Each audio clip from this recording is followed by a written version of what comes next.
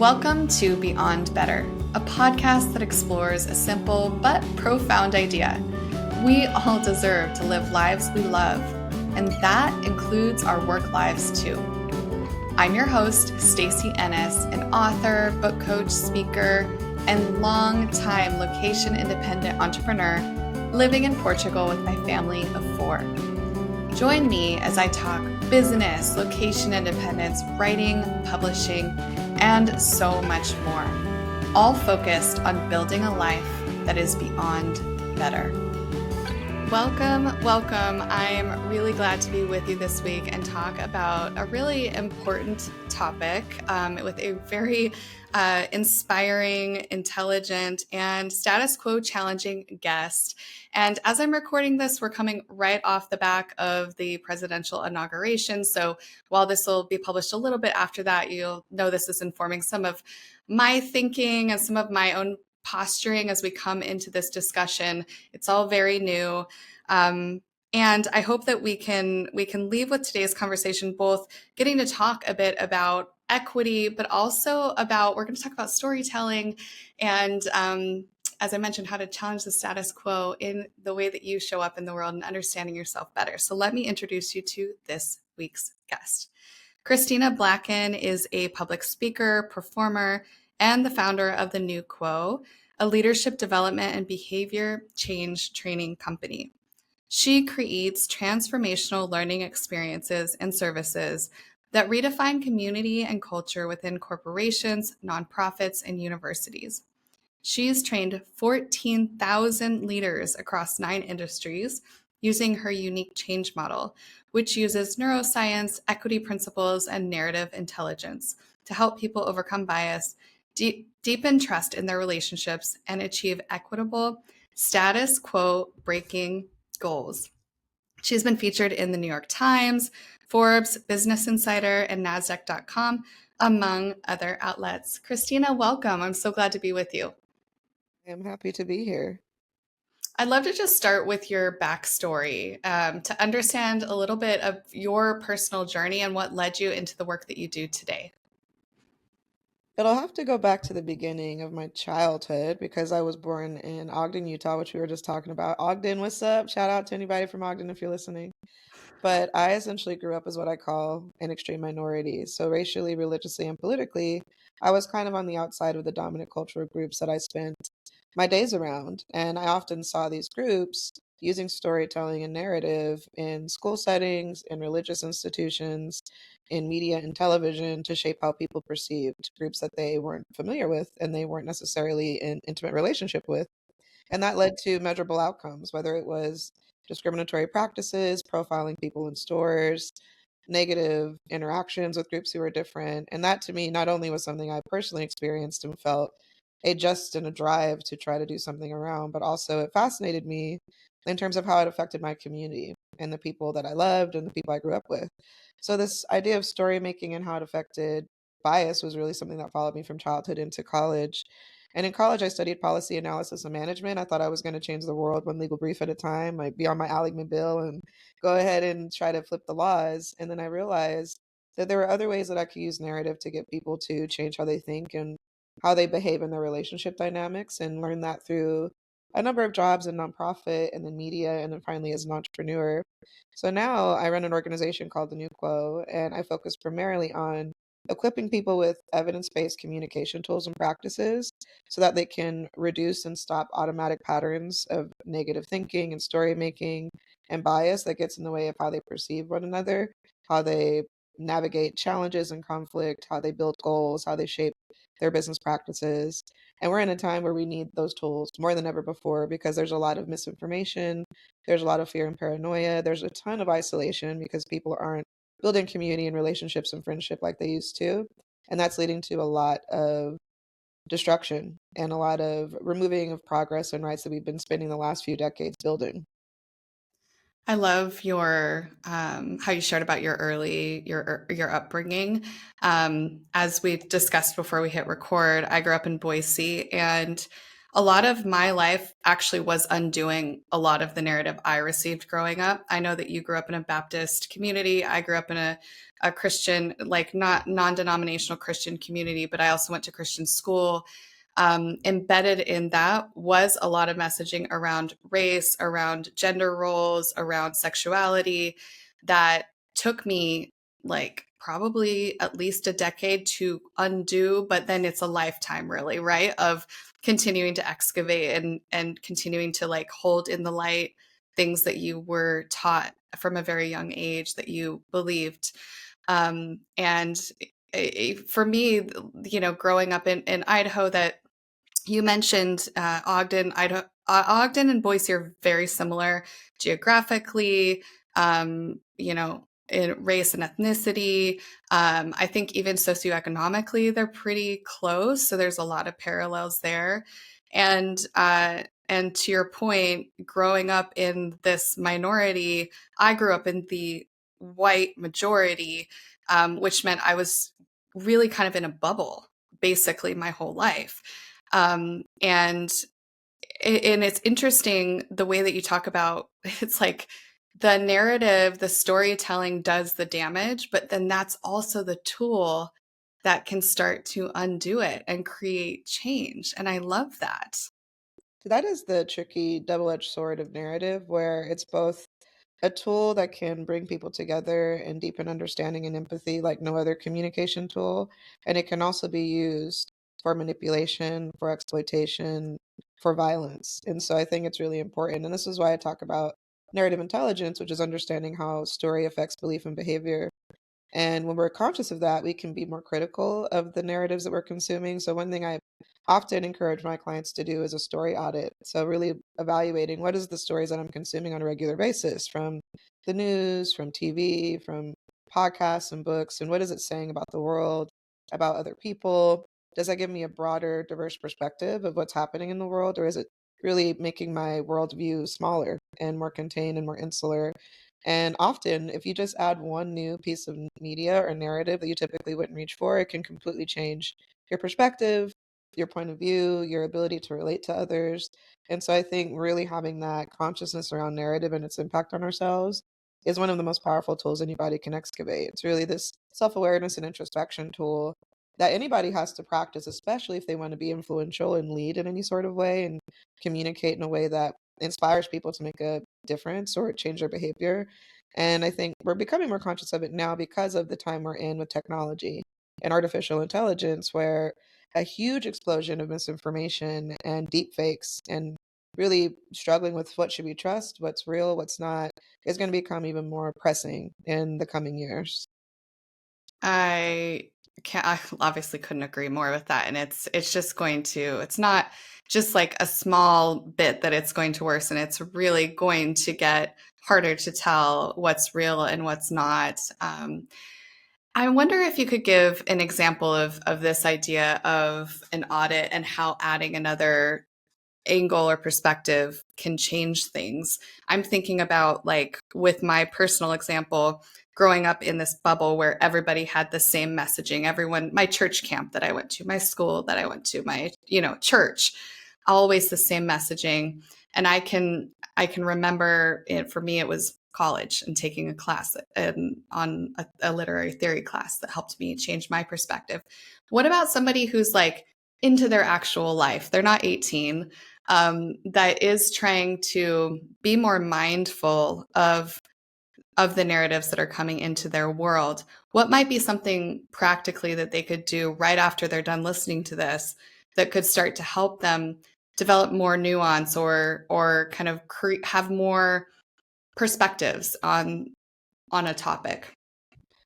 One big one is correcting historical amnesia, is what I call it. Most people don't have any concept of the history of the place that they live in. So they don't understand why it exists the way it does, why it looks the way it does, why it operates the way it does. And so, one large project I ran for 3 years was a moderation project for a social media platform, teaching people how to identify microaggressions and bias in conversation and reduce them so they can improve the trust in their neighborhoods. And we had about 45,000 people sign up for the training. About a third completed it. And some of the feedback we got was around this concept of looking up the untold history of where you live. So one of the questions was look up in Google your city's name and the term redlining and see what comes up. So you could put Boise, Idaho redlining, and that would give you a quick overview of what it was, how it operated, and how it essentially affected segregation within your city, financial and economic discriminatory policies within that city. And it's really eye-opening. I think when people are connecting history to where they live and how it works, they feel more grounded and rooted in the realities of how different demographics have grappled with certain challenges and barriers that were created institutionally and still have a legacy and effect to today. And so I think anytime someone can reconnect themselves to the place that they're in, another one I advise people to do is to look up the indigenous population or community that lived in your city. So there's a really great website called native-land.ca from Canada, and it's a huge database of indigenous groups. And you can essentially put in your address in this database, and it'll pull up the indigenous community that lived there. And you can look them up, what their practices were, what happened to that community. Do they still have any kind of land or ownership or protection? Often they don't. So I live in Brooklyn, New York, and the Lenape people were the ones who managed this land before colonization, and they were, violently forced from this community, and they left a huge impact on the environment, how they stewarded the environment, how they dealt with agriculture, which is now used in a lot of modern farming practices. So being able to connect yourself to untold history and getting new narratives around the literal neighborhood you live in, the land that you walk on, the streets that you are in, can give you a much broader perspective, because I think most people operate from a very truncated history or from fantasy and delusion that's not attached to the reality of history at all. So it's almost like learning that Santa Claus isn't real, maybe in your later years in life, when you're like, actually, Santa Claus may not be real, and here's these other things that actually happen too. And I think that alone is probably one of the most powerful narratives people can add to their lives, is a more accurate, more diverse, and honest concept of history and how it shaped where they live. That's a really great example of just something you could go Google and learn about that can, teach you more about the place that you're in. I also feel, sometimes we've lived in 4 countries outside of the US, and it's really easy as a foreigner to make judgments about something. So like one of the things in Portugal as an example that well, it still kind of drives me crazy, but for sure at the beginning is that all the places want cash, like restaurants, shops. They prefer and sometimes will only take cash, especially if you're in a smaller area. New York's the same way. Really? Okay. A So lot of places, yeah. I wonder, okay, so I'm curious. I'll tell you what I learned, and then maybe there's a connection for you too. One of the things that I learned as I dug into Portuguese history more, they had a dictator until the 1970s. And part of that dictatorship included control of banks. And so people's money wasn't safe in the banks. And so a lot of the drive around cash still comes from this sentiment connected to the banking system. Of course, that isn't universally true. There's also taxes and things like that involved in it. But a lot of it is driven by mistrust of the financial system, which gives me more empathy when I consider that, especially for older store owners or people. Sometimes we look around, I'm like, that person literally lived under a dictator, like not that long ago. It gives you more empathy. I'm curious in your areas that have you looked into the reasoning behind the cash preference? That's really interesting. I wonder if there's any of that potential mistrust of the systems, because a lot of people who run stores and small businesses in New York City are also immigrants and come from a Mm. lot of places that may have had dictatorships. So that might play a role actually, that I never connected the dots around that until now. But another one is honestly financial costs. So a lot of them are doing processing through their banking systems that put fees on them for processing credit cards and that sort of thing. So they end up paying a lot in fees throughout the year if they're taking credit cards versus just cash. Although that's starting to shift a lot, and now we're seeing a lot of organizations and a lot of small businesses adopting cashless systems. But I've been in New York City for 15 years, and I would say the first 10, it was like you needed some cash on you at certain places because they'd just be like, nope, cash only. And I was always so frustrated about it, but then as I learned the burden it put on small businesses in terms of paying those processing fees, I understood why they were taking cash first if that's going to save them thousands and thousands of dollars a year, and they have, really small margins and really large overhead. I was like, okay, I get it. They're trying to be financially stable. But that just goes to show why understanding context is so important. And the change model that I designed, which includes these steps of awareness, attunement, and action, the awareness portion is really creating deeper narrative context of the world, socially and economically and politically, so you can have deeper empathy and understanding and nuance in how you're interacting with people, what assumptions you might make about them, the ways that you design goals and think about practices, because we often don't slow down. We have this automatic patterning that our bodies are on, and we do that because it's efficient and it's comfortable, but often it's full of a lot of inaccurate narratives about the world and how it works, and it can lead to a lot of misunderstandings and miscommunications. That's why I think it's important to slow down and give that context so that we're not having so many misunderstandings. And the more that we can do that practice and not jump to conclusions and react impulsively or have tons of judgment and criticism, I think the better. We'll have a much better interaction in our neighborhoods and our communities and the broader society. I love also the segue into your model because that was what I wanted to talk about next. You created the new quo change model, and as you mentioned, it has these components to it. I'd love for you to tell us a little bit more about the framework, and then if you could give an example of how this has impacted the leaders that you work with. Yes, absolutely. So it's a reflection tool around communication and goal setting. And it has these three steps of awareness, which is including understanding cultural, social narratives around you, and also the internal narratives that you hold from your own life experiences from four key life changing moments, which I call origin moments, adversity moments, success moments, and innovation moments, because that often dictates your values and your beliefs about the world. And then the next step is attunement. So it's really understanding other people's stories and narratives around those same key, inflection points in their lives and how it shapes what they believe and what they value. And when you start creating shared narratives, which I call that an action step, you're able to then have shared values that you're creating goals around, that you're communicating around, so that you can find points of relatability, even if you're very different. If you have shared values, you're more likely to be able to get things done. And I designed the model off of a couple of different methodologies, one being neuroscience, because our bodies are wired to seek out rewards and threats. And so often that's a hormonal response and an emotional response. When you understand that, you can slow down and not just jump to assumption. Also, equity principles. So, how do we really think about distributing resources and opportunities in the best way possible to help the most people possible? And then narrative intelligence. How does story affect all those things? Affect the brain, your nervous system, the way that you're thinking about and strategizing and coming up with ways to collaborate. And so when I've implemented this model with leaders, I've tend to found a couple of things. A lot of people who I've worked with are usually in a mode of transition. So there's some huge change that's happening.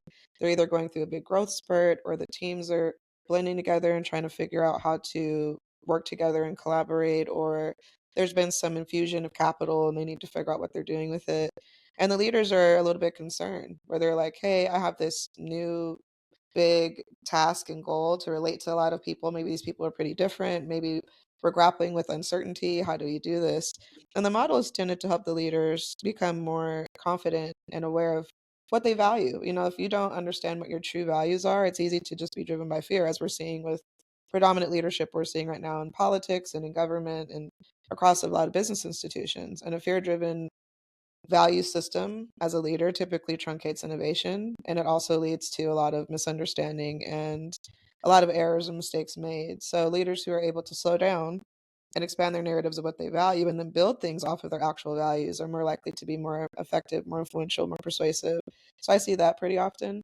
The other thing I've noticed too is really understanding that when you meet somebody, you really don't understand what their story is, and your assumptions are often wrong.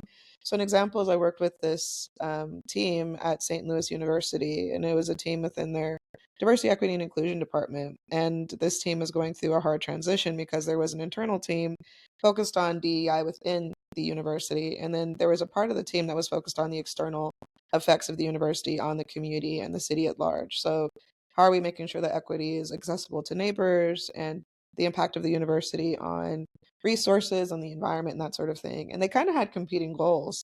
And I remember the leader of this community and group, we were doing an exercise where everyone had to reflect on their early stories of leadership and what leadership looked like in their towns growing up. And she's a middle-aged, like older Black woman, and she had realized, she's like, as everyone's sharing their stories, I realized that I grew up as an anomaly, where my city and community, everybody who was a leader looked like me. They were all Black individuals, they were all accomplished, they were professionals, and mind you, people assumed that she probably would have had the opposite because she's a person who grew up in a time where there was a lot more discrimination and a lot less opportunity. And so for her, she's like, I didn't realize it shaped my perception that there was no limits on my ability as a leader and who could, you know, make decisions and have a voice and have power.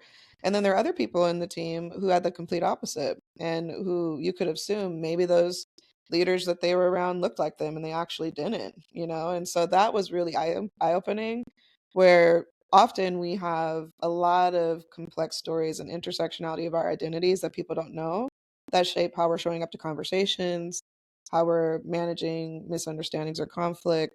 And when we have a better understanding of those narratives beyond the surface, we can actually collaborate more effectively with those people.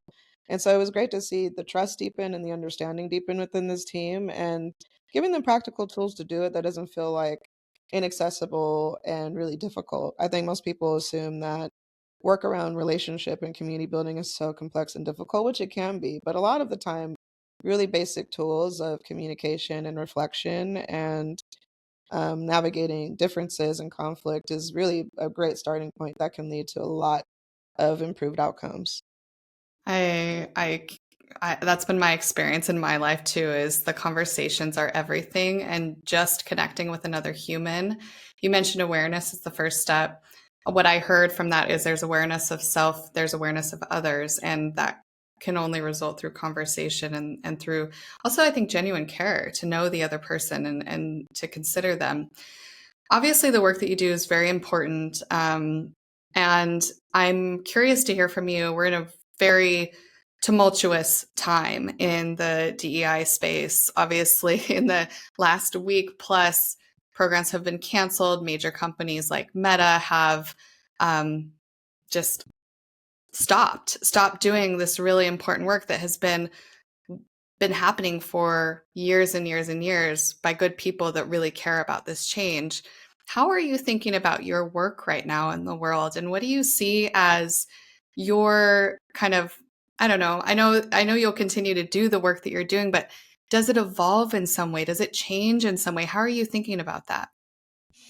One thing I've been thinking about is language. I think language is really important, and often the tools of oppression are to weaponize language and to bastardize language, and that's what's happening with the term DEI now. So people are using it as a substitute to, you know, put forward their very racist ideology and beliefs and assumptions around who is underqualified and being given handouts is sort of their assumption of what it is, when the practice is really ensuring that an organization is treating everybody fairly with respect and really actually implementing merit in their systems of hiring and recruiting and development. Because the default, not only through policy and practice, but also through bias, is people do not use merit when they're making selections. They often select who's the most familiar to them, who they're most comfortable with, who might be a friend.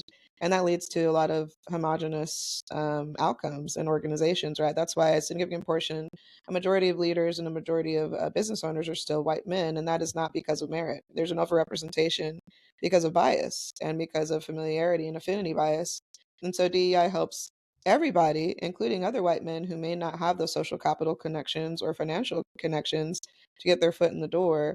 And so I think one, really moving away from fighting people and trying to redefine DEI and using new language to achieve the same outcomes, I do think is important. I don't think we should give up the term diversity, equity, and inclusion, but there's so many other terms that we can use. One thing I've been saying is unconventional wisdom, because often these are the insights and the ideas and the knowledge that help us to challenge the status quo and improves our outcomes. And so I've been pushing forward this learning community called the New Quell Learning Community that I launched this month that really helps individuals to go on an unconventional wisdom learning journey. So that's still going to give them those equity principles, but do it in a way that feels accessible. It's about still achieving trust and collaboration and relationships and still practicing the work, which is really challenging yourself to have better, trusting, healthy relationships with all different types of people. And most people, if you ask them, do you want to have the ability to build healthy, trusting relationships with anyone of any background? They'd be like, yeah, that sounds like a great skill to have.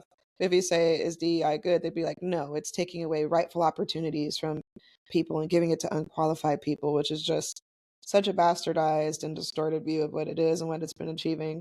So I think that's one, is what's the new language we want to use and the definitions we want to give. I think the other thing too is getting very specific and clear on what are the goals of DEI. I think often if you sit somebody down and ask them, they can't answer. So it's like, what are we trying to actually achieve? That means that we are thinking really consciously about the impacts on the environment when we think about our supply chain and design our products. It's making sure that everybody gets an opportunity for rightful pay and getting paid what they deserve for their labor and for their expertise and talent. It's the ability to make sure that everybody is getting opportunities in an organization and not just some who are favored and who the leaders like. Like, these are all very specific outcomes that if you sit them down and tell people prescriptively, they'd be like, yeah, that sounds great. But I think a lot of organizations have struggled because they didn't really have specific, prescriptive, measurable commitments. Often they were like, DEI, we're going to do it because we don't want to be sued. We don't want to be perceived as bad guys. We don't want to be perceived as something negative. And so we're committing to this vague thing. But in fact, if you weren't committed to real prescriptive business practices and outcomes, you weren't committed to this work anyways. The organizations that are pulled back, they weren't ever really committed at a deep level in terms of their business models and their practices. And that's why it was so easy for them to backtrack, because they were more concerned with public opinion than doing the real work of equity in their organizations. And so I think the organizations that were already committed to it before this moment, before the black squares of 2020, are still going to continue doing the work anyways. They can call it Boo Bootiful or Frankenstein, whatever we want to call it, right? It doesn't matter. The work is still going to be done anyways, regardless if the term is being attacked and bastardized. It's never going to go away, the sense of we live in a multicultural society that is never going to change. And so the ability to build healthy, trusting relationships and outcomes in a multicultural society is inevitable. No matter how much resistance or backlash there is to it, it will not go away. And so I think people have to come to terms with that. I think there are some people who are really mourning this fantasy romanticization of an America or a United States that was really homogenous and only tailored to one group. And that's just never going to come back again, no matter how much you wear your shirts and your hats and your slogans, And I think that's the thing that people are really struggling with. Some people are struggling with. Hmm. Also, that's boring. I feel like it's like, why would you Yeah. want to live in Why that? would you want that? No Yeah. one wants that, right? It's like, don't you like the spices of life and being 100. around people who are different? I mean, I think it's so fascinating. There's something also that's interesting about this too. There was a study that came out around conservative and liberal brains. They were looking at the reactions to change and how different people who adhere to a certain political ideology, is there an inherent difference in how their brains react to perceptions of change? And they discover people who tend to lean more conservatively, and this is across demographics. Anybody who might have a conservative sense of thinking tend to have an amygdala response to change in a more dramatic way than someone who doesn't have the same sort of ideology or beliefs. So they tend to have a larger response to what they perceive as threats. So something that might be a shift or a change is automatically categorized as a threat. And what's an issue with that is there's a kind of disproportionate reaction to small changes when in fact life is but change. There's nothing in life guaranteed but change. Everything is changing, cells change, nature changes, the planet is changing. There's no way to not have change. And so individuals who have a hard time with change tend to lean more into authoritarianism and control and dogmatic beliefs and laws to hopefully create some sort of certainty and control. But that often leads to even more anxiety. It doesn't actually create any of the security that they're hoping for. So it's fascinating to know, and this is a narrative practice as well. How do you appeal to people who have a lot of anxiety and who have disproportionate threat responses to difference and to people being different from them? And what do you do to assuage some of those fears? I think that's a question a lot of people are going to have to grapple with in terms of messaging and communication and figuring out how do we not necessarily appeal to the most hateful person in the room, but for the people who might be in the neutral middle, which is not really neutral. Let's keep it real. You're complicit if you're neutral, but there's another conversation for another day. But those individuals do have genuine uncertainty and fear. What do they need to be given to feel more security that's not just control and oppression of other groups to feel that security? Hmm. It's always an interesting conversation for me because my family is all very high, like super conservative, which isn't shocking. I'm sure I come from Idaho. Um, and I've always had a very different mindset around politics because of that, because I know they're amazing, loving, kind human beings who I strongly disagree with their worldview. But I also feel I don't I feel empathy because I was thinking about our conversation earlier and this idea of storytelling when you're constantly receiving the same scary messaging all day every day and you're not getting any other message that is challenging that ever, it's easy to stay in that like threat response. It doesn't condone what I any of it, but I think having some empathy for the fact that good people can have not great views and perspectives in the world, that for me has enabled me to have bridge conversations. I feel like I can go into different spaces and have conversations with very conservative people, hold my values, hold my perspective as somebody who really tries hard to create social change. And I can also be in on the other side and in those conversations, of course, a bit more freely. Um, but I think there's so much divisiveness and shaming often of people with other views, which is the absolute opposite of what you're talking about, which is around genuine connections with people and fostering those relationships. I think also too, what's interesting in terms of demographics, typically depending on the culture you grew up with and the context you're in, the tools of keeping people in threat typically is also just through an avoidance. So a lot of people avoid talking about racial issues or social issues. I, for example, grew up in an environment where I was forced to talk about those things because of what I was experiencing in the world. So my parents had very specific conversations around history and around Black culture and gave me an alternative set of narratives that I was not exposed to in school so that I could understand that the history I was being taught had holes in it. There were people who looked like me that were leaders and activists and politicians and inventors that will not be talked about, that are often overlooked and erased. And so that gave me a sense of confidence and security, knowing that the biases and the assumptions and the truncated stories of the people I interacted with did not define my value or my worth as a person. So I had to do that practice at a young age. So say I'm 6 years old, 7 years old, constructing this narrative of the world. There are people who never do any of that, right? Because we've designed a society of comfort for some people who have different privileges. So they're not forced to confront any of that until maybe midlife or later. And I think that's very hard. So we're often asking people to have conversations where some people have a kindergarten or first grade level understanding of social issues and someone else has a PhD. So how do you have put those two people in a room and have them have a productive conversation? So I think one of the issues is how do we increase the social cultural knowledge that people have to a baseline where they can have productive conversations. Because if I'm talking about redlining and someone's like, what is that? That's made up. That's not real. How do we even begin to have conversations around why our neighborhood looks the way it does and why some communities have been trapped in poverty for 4 decades because of literal banking practices and institutional practices? So I think that's important. It's how do you elevate that in a way that doesn't feel threatening and is aspiring? So this is an aspirational tool. It's a tool around relationship building and trust building. And I've seen, even with the work I mentioned with the moderation project across the United States, which had all different demographic ages, all different political leanings, the messaging of it was how do you create civil, respectful conversation in your neighborhood? How do you create a sense of belonging in your neighborhood? And it included improving and uplifting their social cultural knowledge, in addition to communication tools to deflect and de escalate conflict.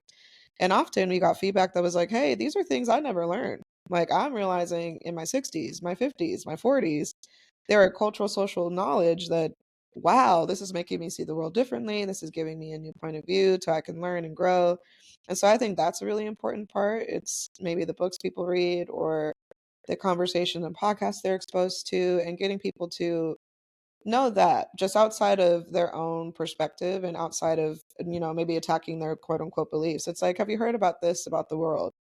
and how it works. And a lot of that is just factual about what the world was and how it operated up to now. So I think that's a big one. And another one too is I would say a majority, there is an active percentage of people who know all these things and don't care because they've built a sense of value and belief off of subjugation, right? Where they believe I am inherently superior, I deserve more, people are inherently bad, especially if they're different. That is their worldview. And no amount of facts is going to change them from believing that. I think that's actually a small portion of people, though. I would say that's probably maybe 10% of people, sociopaths or people with certain defections in their empathy and how they treat people, etc. I would say a significant portion of people are what they consider neutral. So they haven't felt the unfortunate um, downsides of certain practices or policies or discrimination. And so they don't have a context of it personally. And they also don't actively hate certain groups or, want to harm them. But they have a huge gap in information and their a lack of agency and their lack of taking action is complicit in people's harm. And so I think that's a significant portion of people who, if they're exposed to new social cultural knowledge and conventional wisdom around the world and how it works, what power looks like, what relationships look like, what economics and politics look like, they can change, they can shift. I think those people can change and grow. And the work that I do, I typically am talking to those kinds of people, the people who feel like they want to do good but aren't sure how to close the gap between what they believe and what they're doing in their day to day, and also the people who are already committed and just need tools for it. I don't spend a lot of time trying to convince people who don't believe in my basic humanity to believe in it. I think it's a waste of my time for a number of reasons. But I think people who are in the neutral middle or who are already there and just need the tools is a significant portion of people. And they just need to be supported in acting those beliefs out in real life outside of just what they say they want to do, but actually what they want to embody in their day-to-day lives. I love that area of focus. And I know that there are a lot of people out there that are curious and want to know more, but it's always, or not always, it's often you feel like I should know this stuff already. Like I don't even want to ask. We have a amazing client, Joel Perez, who wrote a book called Dear White Leader that's for curious white leaders to really like help them start that journey of cultural humility. Um, but I think that there's this sense of like, if you've been in that neutral middle, which is, like you said, not truly neutral because inaction is being compliant, complicit. There's, I'm sure, also shame related to that of like, I should have started this earlier, like I know better.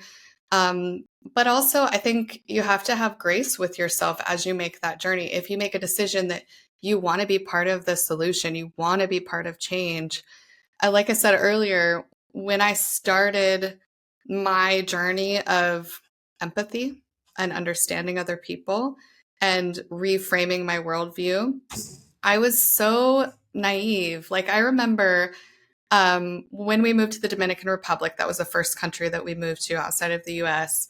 And for the first time, I was the minority. I was getting yelled at, I was getting racial slurs.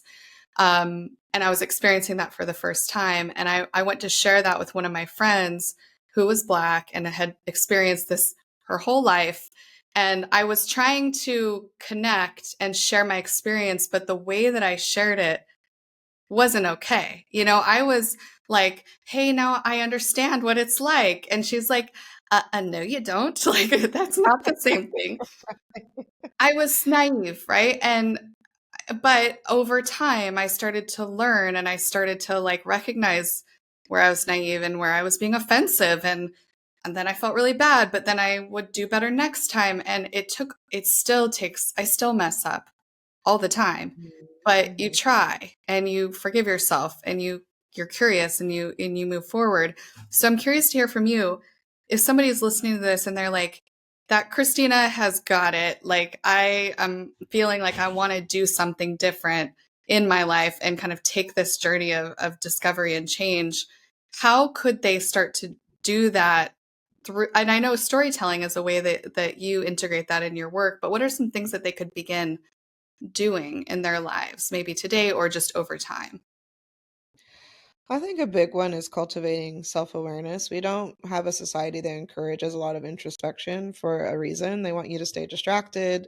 and constantly consuming stuff because it makes people money, right? So the more that you can reclaim your attention and time from social media platforms for a number of reasons and actually focus it in on yourself, how you feel, what you believe, where those beliefs come from, you can become more unconscious and intentional in how you're showing up in your relationships. Because I don't think people realize that how you show up in your relationships is the biggest thing that you can control. And equity work is relationship work. It's how you treat people, it's how you talk to people, it's how you move your own resources and capital and opportunities around. It's how you leverage your unique skills and talents and privileges or not. And being able to become more self aware allows you to connect the dots between what you believe and then how it shows up in what you make, say, and do. So I think that's a huge one. So that's excavating, a question I ask often in my trainings is really evaluating your early stories of leadership. What did leaders look like in your community growing up? Did they look like you? Were they very different? What sort of lessons did you learn from them? What were some of the messages that they put forward about what leaders should look and act and sound like? And often that's the very first starting point of what you believe about power. And if you start to excavate what you believe about power, you can change it. If you had a belief about power that it all has to look this very specific way, or be transactional, or be about power over people, you can begin to shift that and realize that there are alternative models of power and how we relate to people that are more fruitful, that are more loving, that lead to better outcomes for more people. So I think that would be the first. The other is to really find resources to learn that social cultural knowledge. So obviously I offer a number of them. I have a learning community I launched. I do trainings and facilitations and things. But also there are so many amazing resources in the world that more than we ever had before at the touch of your fingertips. And so many incredible teachers and authors and writers and activists. So diving into that and really creating your own sort of learning journey to hear from voices that look different from you. We have a media and a narrative world that's predominantly white, predominantly a Eurocentric view of the world and how it works. And that really can truncate your understanding of cultural, social issues. So, expanding the narratives that you're exposing yourself to pretty often, even if it's once a week, you pick up a new book, article, you follow a new person on Twitter or TikTok and start learning from those people for free. That is going to expand your skills in so many ways. Being able to create an alternative narrative about the world and how it works and seeking out voices that are typically silenced or erased or overlooked can really improve your thinking, your divergent thinking, your creativity, and your communication skills. And the third is not seeking perfection. The culture that we live in really emphasizes perfectionism, and that is a death knell for making change, right? You're not going to be perfect. You're not going to always get it right. I have a friend who's really justice oriented and deep in the work. And there are times I've used language and words, and she'll be like, hey, actually, don't say that. Try this, right? Just correcting me in the moment. And I'm a person who's very informed to work in this work, and I still make mistakes, right? So really letting go of the idea that a mistake means you're a bad person or that something's really, really wrong. It's so much better to admit flaws and faults. People trust you more when you can admit and take accountability for the harm that you've created and choose a different behavior and outcome. And I think that's really hard. I think most people are very defensive to feedback. And that's why we have so many people who have really avoidant and disconnected relationships, really distrusting relationships. And when you can take accountability and correct behavior, you're more likely to deepen trust. And if you can reduce your defensiveness and perfectionism seeking, you're far more likely to build healthy relationships, regardless of who they look like. So I think just those basic skills of relationship, social skills, and introspection can shift your life and your outcomes dramatically. And we live in a system right now that there was a study that just came out that Americans are more isolated than they've ever been before. I think a quarter of all men don't have a single close friend. A significant portion of young Gen Z individuals never see their friends. There's been very little time socializing or having companionship. We have an isolation loneliness epidemic happening, in addition to misinformation and paranoia and platforms being used to divide people further and to line the pockets of a few really extremely wealthy people at the detriment of our entire society. So if you can work against that and really build skills of community and trust building and healthy relationship with folks, you're well ahead of the curve of where we need people to be. And I think we need people to actually be in healthy relationship at the end of the day. All of that, you got two things that came up for me. One is having somebody that can challenge you or that you can safely ask if this is like, is this okay? One of my very close friends has a DEI company, and I will often go to her and go, hey, can I ask you about this? And she never judges me. She's always so gentle and so willing to like say if it's not okay or give me input or help me shape the way that I'm thinking. And to me, that's so important, so valuable.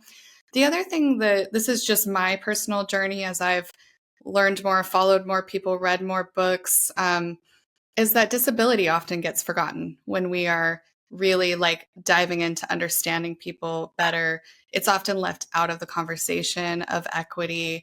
It's often like really these, people with disabilities are often really erased from all areas, including even being able to get into buildings. So for me, I follow a number of disability activists as well. And that's just a point I wanted to bring up because I find that topic is so easy to forget when we're having these conversations around DEI. Absolutely. Yeah, I think seeking out intersectionality and different identities and experiences, I started reading Palestinian authors and learning deeply about their activism and how much has not been told about their story or their community or their history. And that was major. There was lots of things I didn't understand about that and the geopolitical structures that we have around us, or individuals who are transgendered and are going through a huge amount of backlash right now and a lack of support and love and acceptance, and reading their perspectives and their experiences and their advocacy is so important. So I think it's always a lifelong journey of knowing the beauty of humans is a complexity of difference across so many factors: age, race, gender, sexuality, language, ability, and more. And really seeing that that's a beautiful, wonderful thing that leads to so many new insights and creativity and not a threat. And I think the more that people can see that diversity is not bad. We're not all supposed to be the same for us to feel safe and secure. We're supposed to embrace difference as the variety of life. I mean, look at the planet, look at nature. It's all very different and diverse and interesting. Imagine if we only had one tree type or one kind of bird or one sort of plant. That just wouldn't even make sense in our world. So this idea that difference is bad and it's a threat is something that we're fighting against. And people who want color blindness and all these things really are asking for a homogeneity that never existed to begin with. And I think if you can push yourself to understand that, wow, there's so many different experiences and perspectives, and really listen and understand people's stories, your life will be better for it. 100%. It's so much more interesting and rich. It's funny. Last summer, not this past one, but the previous summer, we went back to Idaho for like a month, and we're used to being like kind of unique in a lot of the places we are because we're American. We're from Idaho, which is not often the area of the country that people come to move here Mhm. anyway. Um, and so we went to the park one day, and my husband in particular looked around and he was like, everybody has the same outfit on as I do. It was just this like moment where you're like, oh my gosh, it's everything is the same. And khaki shorts, t-shirt, Idaho hat. Yeah. Yeah, and it was a good moment for us though of like we love our hometown, but we're so grateful to get to be in places where life is rich and there's different people and different languages, and which is the same in your area, although it's in the United States. There's such a richness of backgrounds and all of the things. One last question for you before I invite you to share a bit about where to find more about you. And I know you have a new course coming out or that came out recently. Um, as we're in this time right now that's so difficult and there's such a heavy lift required from people that are in your space doing the work that you're doing, how do you, and this is you, but also others that are doing similar work listening to this, care for yourself through this period? I love that question because I actually shared a quote from Toni Morrison in my learning community today, which was essentially how she says that racism is a distraction, and it's essentially distracting you to continuously have to prove your humanity. So someone says you don't have language, so you spend 20 years trying to prove that you do. Someone says your head isn't shaped right, so you get scientists on it. There's always another thing. And so I think it's important to understand that the work isn't trying to prove your humanity to people who refuse to see it. I think that is exhausting and draining and it never ends. The work is really reclaiming your imagination and your creative energy so that you can build the things that you want to see in the world, and you can build the alternatives to the things that aren't working now. So I think anybody who's in this work, reclaiming your time, your energy, your space through meditation, through really intentional curation of what you read and expose yourself to leaning into in-person community and people who can support you and love you and pour into you is so incredibly important. And if you don't do that, you will essentially burn out and you aren't necessarily going to create the change that you want. So as a person who cares about equity, living in the fact of your job isn't to extremely expose yourself to hatred and harm at the hopes that these people will be convinced of basic empathy and human rights. It's really about leaning into creative imagination and envisioning a future and practicing that through your behavior, your commitments, your community, your beliefs. So I hope everybody who's listening to this can really take that information in and realize that your time and attention is a commodity that right now is being fought for and is essentially being siphoned away. And if you can pour it back into yourself and into your local community through book clubs, community gardening, gatherings, hosting, all those things will make a huge difference in how you feel and ultimately your commitment and resilience to the backlash that we're facing against progress. Mm. It's almost like cultivating delight in your life. So it's like Yes, counterbalance. And exactly. yeah. Exactly. Christina, I loved every moment of our conversation today. Thank you so much for your time and energy and sharing your wisdom with us. Can you share with our listeners where they can find out more about you and what you're most excited about right now? Absolutely. So right now I've launched a learning community, which is a micro learning journey of weekly content and live sessions monthly. And you can find more information on that at bit.ly/TNQ community. So it's bit.ly/TNQ community, and the TNQ is capitalized.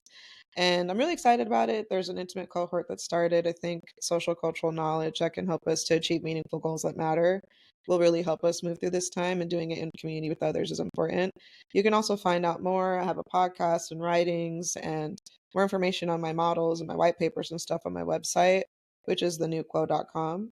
And I pontificate on my email newsletter and LinkedIn.